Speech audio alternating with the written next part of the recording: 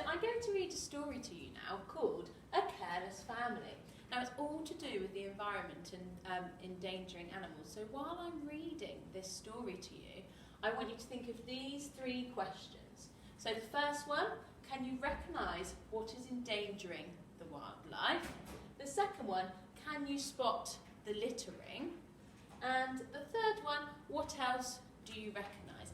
While I'm reading it, I want you to have a little think, and then perhaps at the end you can have a chat with an adult or somebody at home. Okay? So, it's got a day out with the Careless Family. Molly and Robin, careless, are playing in the garden of their new house on the edge of town. Their housing estate has been built on fields just outside their town. Mum calls out, "Do you want to go for a picnic today?" "Yes, please," shouts Molly. "Can we go to the pond in the country?" asks Robin. "I want to try out my new fishing rod." "And I want to collect some animals, because we're doing animals at school," adds Molly. So Dad packs the picnic while Mum puts all the things in the back of the car. It's only a short walk to the pond, but they have quite a lot to carry, so they take the car to make life a lot easier.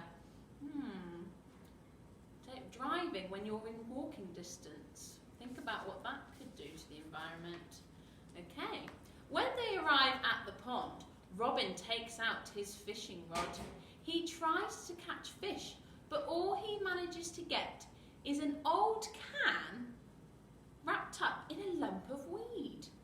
His line gets tangled up, and after trying to untangle it for a couple of minutes, he gives up and cuts the hook off.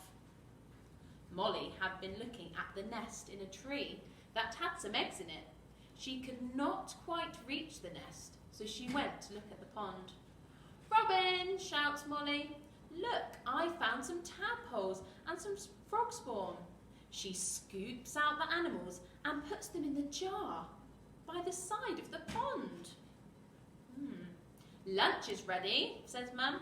"You're having crisps, yoghurt and cans of Coke with your sandwiches," says Dad. "Unfortunately, I'm on a diet, so all I've got is a tin of fruit cocktail." After lunch, Robin picks up all the rubbish and takes it to the rubbish bin by the side of the pond. The bin is full, so he just leaves the rubbish by the side of the bin. After finishing the picnic in the sunshine, the family drives home. Right, so there was a few things in there that perhaps weren't quite the right things to do. So I want you to just have a think about